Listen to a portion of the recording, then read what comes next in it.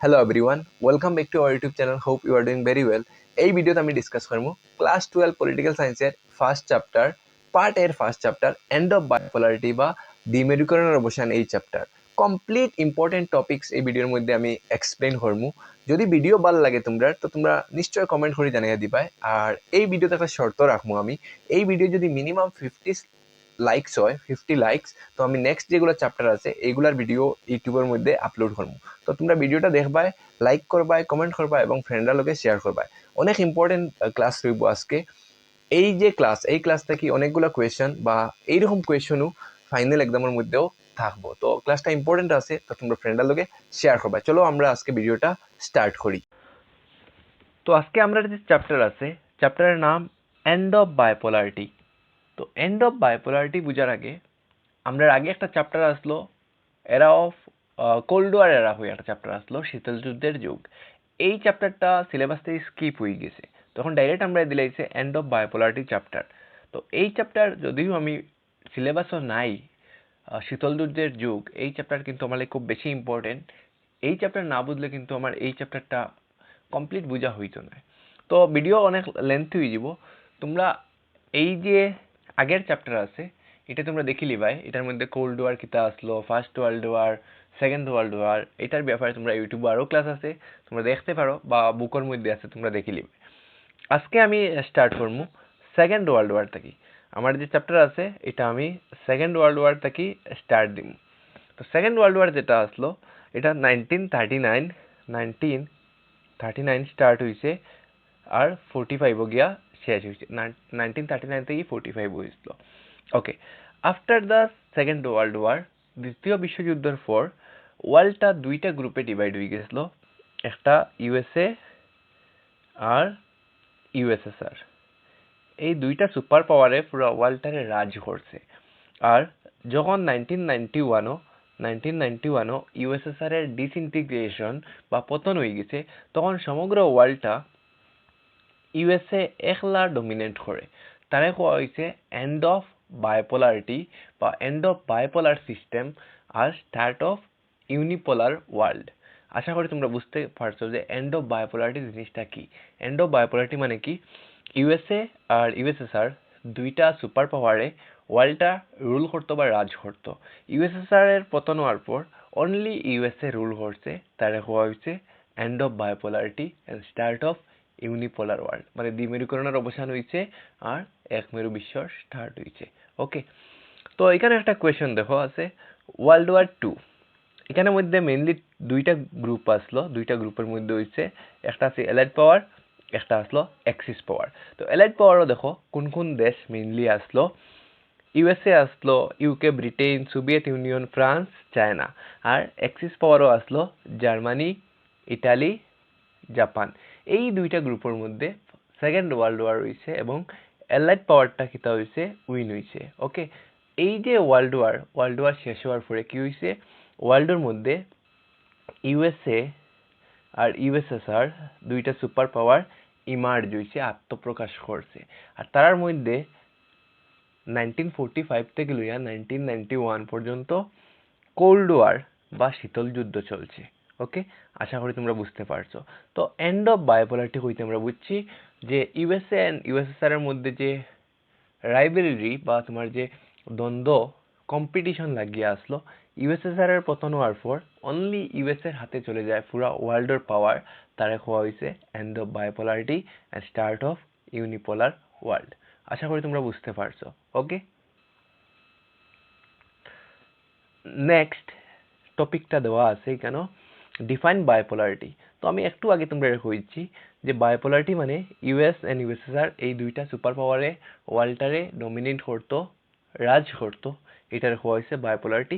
তো তোমরা এখানে ইংলিশ এবং বাংলা দুটা নোটস দেওয়া আছে, এরপরে তোমরা কপি লইয়া বউ, এটা নোট করবা। আমি যেগুলো পয়েন্ট হইমু ম্যাক্সিমাম পয়েন্ট ইংলিশে আছে, আমি বাংলাতে ট্রান্সলেট করে দিব, তোমরা নোট করে লিবাই। ওকে, এটা এক্সামের মধ্যে আয় কিন্তু।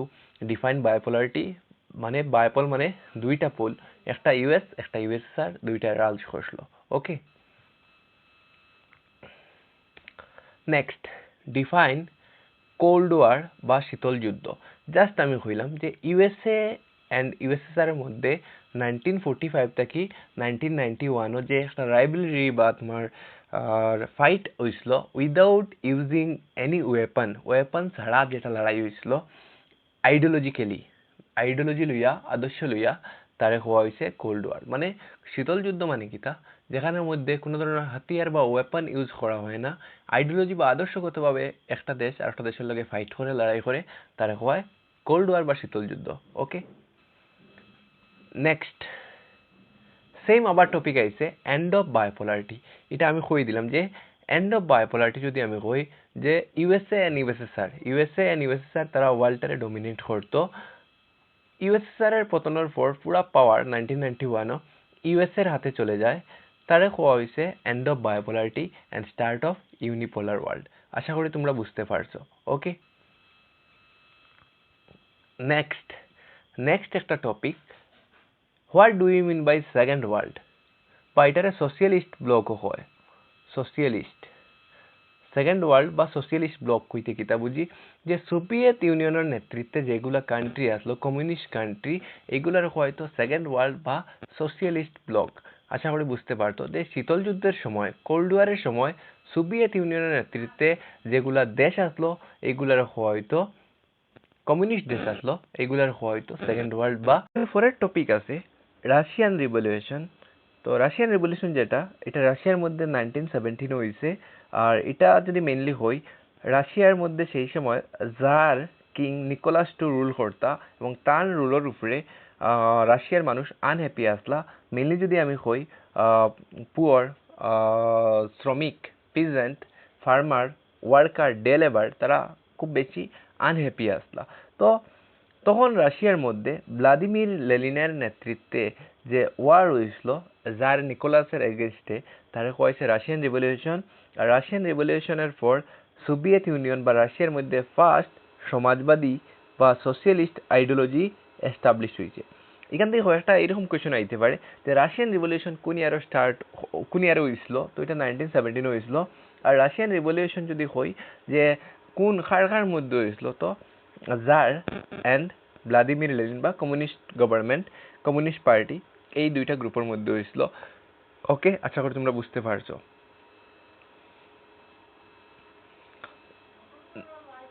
নেক্সট টপিক হইল who was Mikhail Gorbachev, right his to reform.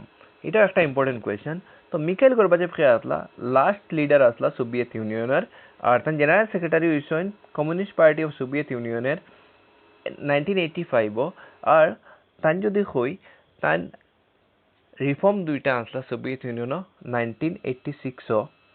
এই দুইটা রিফর্ম হইল গ্লাসনস্ট মানে ওপেননেস অ্যান্ড পেরেস্ট্রোইকা মানে রিস্ট্রাকচার ও রিস্ট্রাকচারিং। এই দুইটা রিফর্ম তাই না আসলে একটা ইম্পর্টেন্ট কোয়েশন। এই কোয়েশনটা এক্সামের মধ্যে আয়, এইরকম কোয়েশন আয় সোভিয়েত ইউনিয়নের মধ্যে সে পলিটিক্যাল অ্যান্ড ইকোনমিক রিফর্ম আনসলা। তো এটা মিখাইল গর্বাচেভে আনসলা। কোন ইয়ারও আনসলা 1986। কোন ইয়ারও মিখাইল গর্বাচেভ কমিউনিস্ট পার্টির লিডার হয়েছিল 1985। তার দুইটা রিফর্ম কিতা আসলো গ্লাসনস্ট অ্যান্ড পেরেস্ট্রোইকা। এইরকম কোয়েশন এক্সামের মধ্যে আয়। ওকে, এরপর write the feature of Soviet system. যে সোভিয়েত সিস্টেমের বৈশিষ্ট্য লেখতায়, এটা একটা ইম্পর্টেন্ট কোয়েশন। তো the government control all industry, land and resource, no private property. মানে সব কিছু গভর্নমেন্ট কন্ট্রোল করতো, এখানের মধ্যে কোনো প্রাইভেট প্রপার্টি আসলো না। Then economy was plan by the state through 5-year plan. Economy গভর্নমেন্টে কন্ট্রোল করতো 5-year প্ল্যানের দ্বারা। ওকে, ইন্ডিয়ার মধ্যে যে 5-year প্ল্যান আনা হয়েছে এটা রাশিয়া থেকে আইডিয়া আনা হয়েছে, এটা তোমরা মনে রাখবা, রাশিয়ার আইডিয়া ইমপ্লিমেন্ট করা হয়েছে। এরপরে point, everyone got free education, health care and job.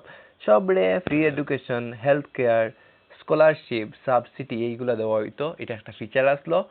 And only one party, Soviet ইউনিয়নে অনলি একটা পার্টি আসলো কমিউনিস্ট পার্টি। এখানের মধ্যে নো ফ্রি ইলেকশন আর অপোজিশন, এখানের মধ্যে কোনো অপোজিশন আসলো না।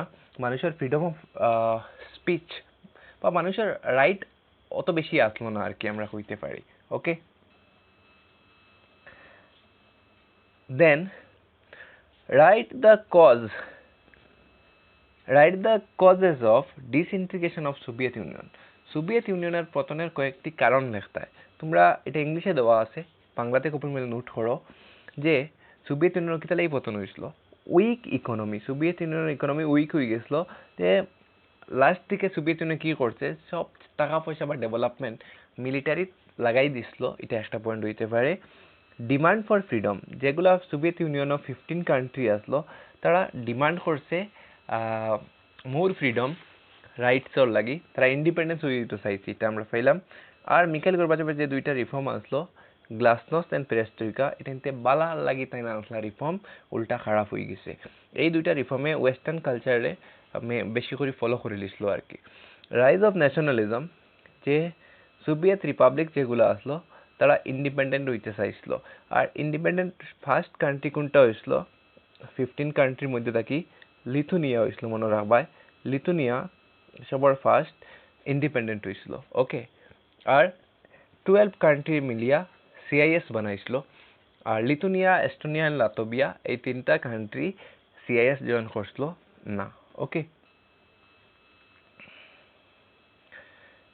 এরপরে question why Mikhail Gorbachev initiated reform in USSR Mikhail গর্বাচেভে ইউএসএসআরও সেনে রিফর্ম আনসলা তো Soviet economy was failing and needed change Soviet economy fail হইতে আসলো এবং চেঞ্জের প্রয়োজন আসলো যার কারণে মিখাইল গর্বাচেভে রিফর্ম আনছেন 2 number point people who are unhappy demanded for more right যে সোভিয়েত ইউনিয়নের জনতা তারা হ্যাপি আসলো না তারা মোর রাইট বেশি অধিকার এবং ওপেননেস খোলামেলা ভাব ডিমান্ড করছিল 3 number point to reduce corruption Soviet system was authoritarian আর এটা করাপশন বেশি আসলো এই করাপশনটারে দূর করার লাগি রিফর্ম আনসলা then Soviet to save the Soviet Union from collapse and make it stronger Soviet Union ডে কলাপস থেকে বাঁচাইবার লাগি ধ্বংস থেকে বাঁচাইবার লাগি মিখাইল গর্বাচেভে রিফর্ম আনসলা 1986 ওকে এটা তোমরা মনে রাখবা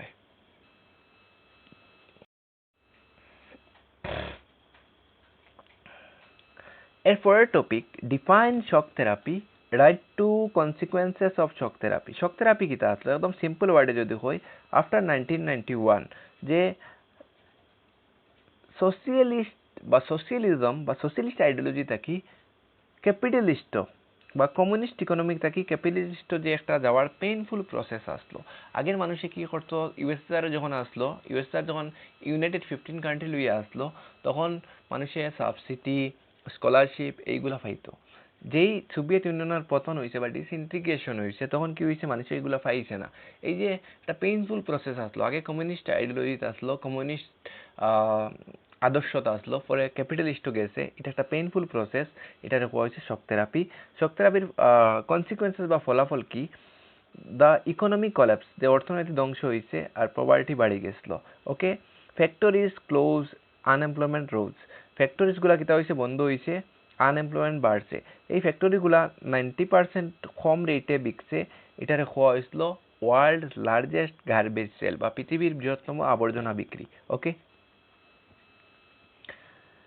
এরপরের কোয়েশ্চন একটা important question right for good relation India with Russia রাশিয়ার লগে ইন্ডিয়ার গুড রিলেশন লেখতা during the time of cold war এইরকম আইতে পারে কোয়েশ্চন পলিটিক্যাল যদি হয় যে দুটা যে কান্ট্রি আছে রাশিয়া এন্ড ইন্ডিয়া তারা গ্লোবাল পিস মেনটেন করাত বিশ্বাসী বা একলগে কাজ করে আর যখন ইন্ডিয়া আর পাকিস্তান ওয়ার হয়েছে তখন রাশিয়ায় ভারতরে সাপোর্ট করছে 1971 ওইটা তোমরা মনে রাখবা ইকোনমিক যদি হয় ট্রেড তারা কিতা করে ট্রেড করে ব্যবসা বাণিজ্য অয়েল ডিফেন্স ইকুইপমেন্ট মেডিসিন এইগুলা দুই দেশের মধ্যে ট্রেড হয় ব্যবসা বাণিজ্য হয় রাশিয়া থেকে আমরা আনি আর ইভেন কোল্ড ওয়ারের সময় যদি আমি হই রাশিয়ায় ভারতের যে কারেন্সি এটাও অ্যাকসেপ্ট করে দিছিল ওকে এখানে একটা কোয়েশ্চন আয় যে রাশিয়ান কারেন্সির নাম কিতা তো রুবেল রাশিয়ান কারেন্সির নাম রুবেল তোমরা এটা মনে রাখবা রাশিয়ান কারেন্সির নাম Rubel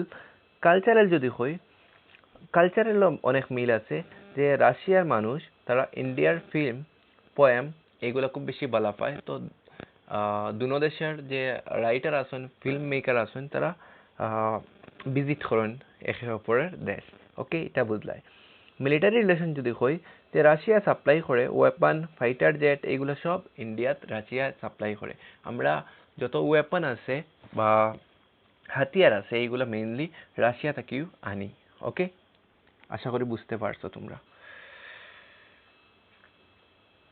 next topic what is CIS just একটু আগে কইলাম CIS mean Commonwealth of Independent States এটা 12টা কান্ট্রি লইয়া ফরমেশন হয়েছিল কয়টা 12টা আফটার দ্য 1991 যে সময় সোভিয়েত ইউনিয়ন ভাঙছে ডিসইন্টিগ্রেট হয়েছে তখন 15 কান্ট্রি কি হয়েছে ইন্ডিপেন্ডেন্ট হয়ে গেছে ইন্ডিপেন্ডেন্ট হইয়া 12টা যে কান্ট্রি ইন্ডিপেন্ডেন্ট কান্ট্রি তারা একটা গ্রুপ বানাইছে এটাকে কয়া হয়েছে সিআইএস আর 3টা কান্ট্রি জয়েন করলো না একটা লিথুনিয়া তোমরা মনে রাখবা একটা লিথুনিয়া এস্টোনিয়া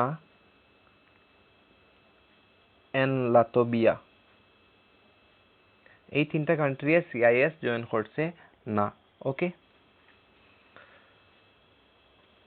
এরপরের কোয়েশ্চন এটা একটা important question write the political system of newly emerge nation Soviet union থেকে স্বাধীন হওয়া জাতিগুলির রাজনৈতিক ব্যবস্থা লেখো একটা ইম্পর্টেন্ট কোয়েশ্চন তো দে বিকেম ইন্ডিপেন্ডেন্ট তারা ফার্স্টে ইউএসএসআর আসলো ইউএসএসআর একটা গ্রুপের মধ্যে আসলো পরে কি হয়েছে তারা ইন্ডিপেন্ডেন্ট হয়ে গেছে most adopt democratic multiparty system অনেকে গণতান্ত্রিক রাষ্ট্র এবং মাল্টিপার্টি বহুদলীয় ব্যবস্থা স্টার্ট করছে people got right to free and fair election অনেক country free and fair election conduct করাইছে সাম ফেস পলিটিক্যাল ইনস্টেবিলিটি কিছু কান্ট্রি আবার কি করছে political instability and conflict face করছে ওকে যেন বাংলাতেও দেওয়া আছে তোমরা এটা দেখি লিবাই যে সোভিয়েত ইউনিয়নের যে 15 কান্ট্রি আসলো তারা স্বাধীন হওয়ার পরে কিতা কিতা চেঞ্জেস আইছে তারা রাজনৈতিক ব্যবস্থা কিরকম পরিবর্তন হয়েছে এটা ওকে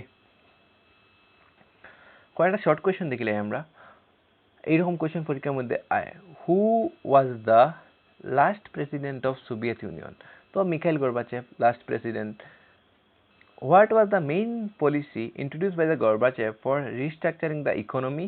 Answer Perestroika. Which policy of Gorbachev aimed at openness and transparency? Glasnost. Answer হইব Glasnost. Okay. এরপর when did Soviet Union disintegrate? 1991. এটা 1922 ফরমেশন হয়েছিল এটা তোমরা মনে রাখবা What was the name of the Soviet Security Alliance? তো Warsaw Pact. Warsaw Pact 1955 formation হয়েছে ওকে এরপরে question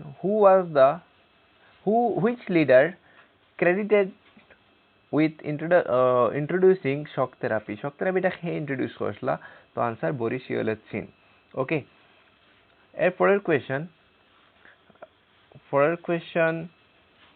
The economic and political reform in Soviet Union were initiated by তো এটা আনসার হইব Gorbachev okay after the disintegration of USSR which of the following became the successor উত্তরাধিকারী কোন দেশ হয় USSR এর পতনের পর তো এটা রাশিয়ার হয় আর রাশিয়ার ফার্স্ট ইলেক্টেড প্রেসিডেন্ট কে আসলা তো এটা বরিস ইয়েলৎসিন হইব এটা উপরে আমরা আনসার দেওয়া আছে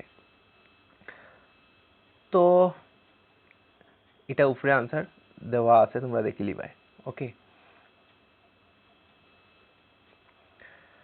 তো থ্যাংক ইউ ভিডিওটা পুরো দেখার লাগি আর নোটস লাগে তোমরা এই নম্বরে হোয়াটসঅ্যাপ করবা আর বিদ্যাশালা ইউটিউব চ্যানেলটা সাবস্ক্রাইব করবা আর ভিডিওটা লাইক করবা okay all the very best by